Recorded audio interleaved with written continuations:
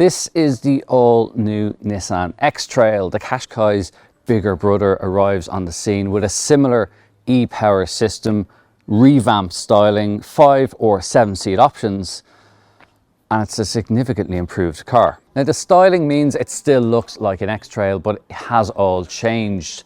You've got much more sleeker headlights at the front with LED technology, and you've got a 60-40 split between the bodywork and the window area. But I want to talk more about the e-power hybrid system that Nissan has developed with this thing. It's quite an interesting bit of kit because it's not like the usual hybrids we're used to seeing. There is a petrol engine in there, but that never drives the wheels. All it does is generate electricity that it feeds into the battery, and that battery then powers the wheels. And you can have either front or all-wheel drive versions. Nissan thinks it's a way that it can save a bit more fuel, but more importantly, it means it's a more refined driving experience, and we'll find out a little bit more about that when we get out on the road. Thanks to that hybrid system, it means there's no impact on how practical this car is.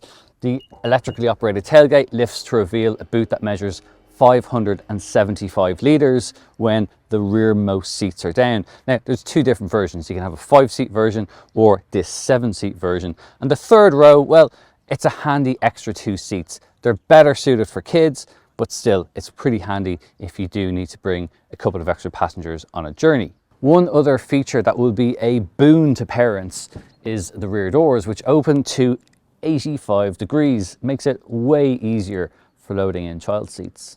Inside, there's a really nice step up in terms of both design and also quality. There's a lot of really good materials in here which didn't exist in the previous generation of X Trail. With the e-power system, you've got this small automatic gear shifter, you've got the e-pedal function, which I'll talk a little bit more when we get out on the road, and you've got this rotary controller for adjusting the drive modes. There's a nice mixture of digital and physical controls in here too. Things like the air conditioning system is still a very traditional way. You've just got nice chunky dials for adjusting the temperature up and down, something you're going to do all the time when you drive. And you've got this large touchscreen up front here. It's a nice widescreen display. You've got all the usual infotainment system there, including Android Auto and Apple CarPlay. So that's pretty good. And there's a big volume knob there as well. So it means you're not fiddling around too much with it when you're driving. There's also a fully digital head-up display system and a digital instrument display. It's nice, very colourful, very clear to read and see at a glance. All the right information is there.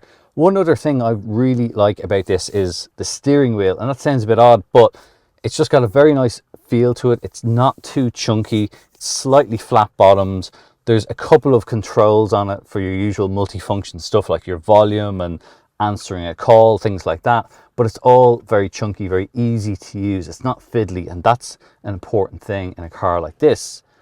Other features that we like about it, well, you've got a engine start stop button here. You've got a wireless charging pad as well, 15-watt charging pad. It means it will just do more than keep your phone alive. It will actually charge it up. You've got 2 cup holders here. The center console opens up in this kind of butterfly effect. You've got a good bit of storage in there too. It also means it's easier for somebody in the back to reach in and take something out if they need to. There's a lot of comfort in here too. These seats are nice and supportive. They are electrically adjustable in this particular car, and the quality of the finish with this kind of leather effect, with this quilted look, is really, really good. You've got a big panoramic glass sunroof as well, and overall the driving position is pretty good. There's plenty of adjustment in here. Let's have a look at the back seats. In the rear, there's a good amount of passenger space too. For reference, I'm about 5'9", and even though there's this big sunroof here, I've got a couple of inches of headroom. I've got plenty of knee room here, and I can just about get my feet in underneath the seat in front of me. The floor is also mostly flat. It's not completely flat, but because this uses an electronic system for its all-wheel drive, means there's no big chunky prop shaft running through the center of the car. So whoever is sitting in the slightly narrower middle seat won't lose out entirely when it comes to leg space or foot room. That's pretty good too. You've got USB-C and USB-A ports in this particular model and heated outer seats. The outer rear seats also have ISOFIX points, and if you don't need to use the middle seat, you can fold down an armrest. The amount of visibility you have back here is very good as well. You got nice big windows, and there's also some window blinds as well. So if you want a bit more privacy, or you want to keep the sun out from the kids in the back, that all is very useful, very practical features.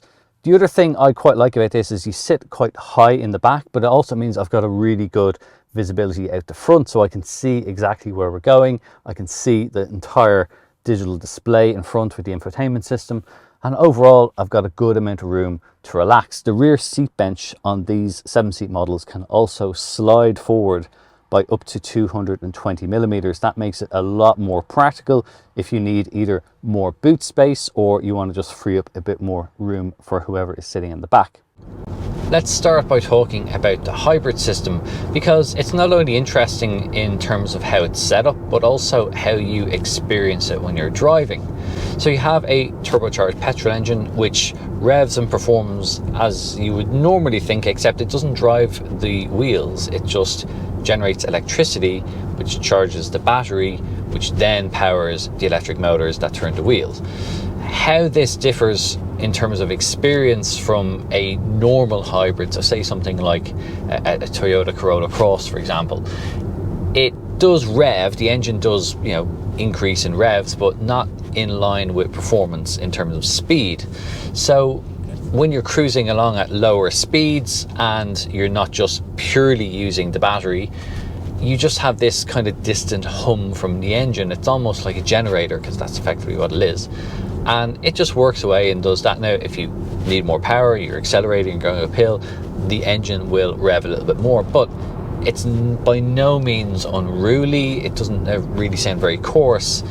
And you also end up with quite a smooth driving experience. You don't have a regular automatic gearbox as such, so you're not feeling any sort of gear changes, and generally it's a very smooth ride.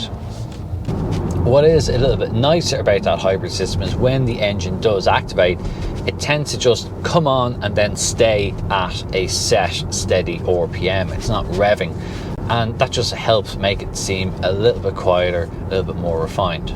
That's also helped by a healthy degree of sound insulation, including double glazed windows fitted to this particular model, so it helps drown out a lot of the exterior noise. But you don't get a huge amount of noise from the powertrain coming through into the cabin either. Now, it is quite a complicated system, but the results are, well, it's not bad. It's not stellar in terms of fuel economy. So far today, we have done a bit of a mixture of driving, really. So we've done some uphill stuff, which really saw the fuel economy rise, but obviously cresting that, going down the other side, it came back down. And overall today, we've averaged 6.4 litres per 100 kilometres.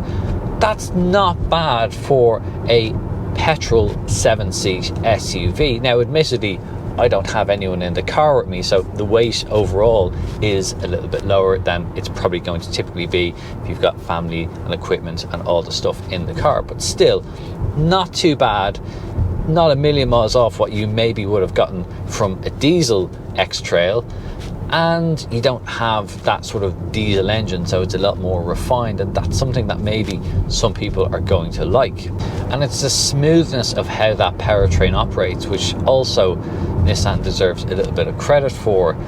It's not quite like what you're going to have from an electric car, but it's not all that dissimilar in some ways. For example, you have the e-pedal function, which Nissan has on its Aria and Leaf, and it effectively simulates a one-pedal driving feel. Now, in this particular X Trail, it will apply the friction brakes as well as using its motors to help slow down the car. It never brings the car to a complete stop, but it does shave off quite a lot of speed while also generating energy back into the battery, and will typically slow the car down quite quickly to around 5 kilometers an hour. So you do always still need to use the brakes, but it just adds that little bit more comfort, and it's really useful if you spend a lot of time in city driving, for example.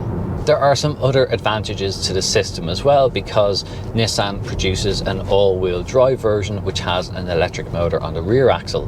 Crucially, there's no mechanical link between the electric motors, which means they can react much more quickly when you need to suddenly shift grip to the rear wheels or vice versa. And that can bring some added safety benefits in poor driving conditions, whether it be very heavy rain or even light snow. The steering is light and has a fairly direct feel to it, and through bends, for example, the all-wheel drive system can alter power across from left to right to ensure that it retains a more direct line through a series of bends. The suspension itself is set up quite nicely.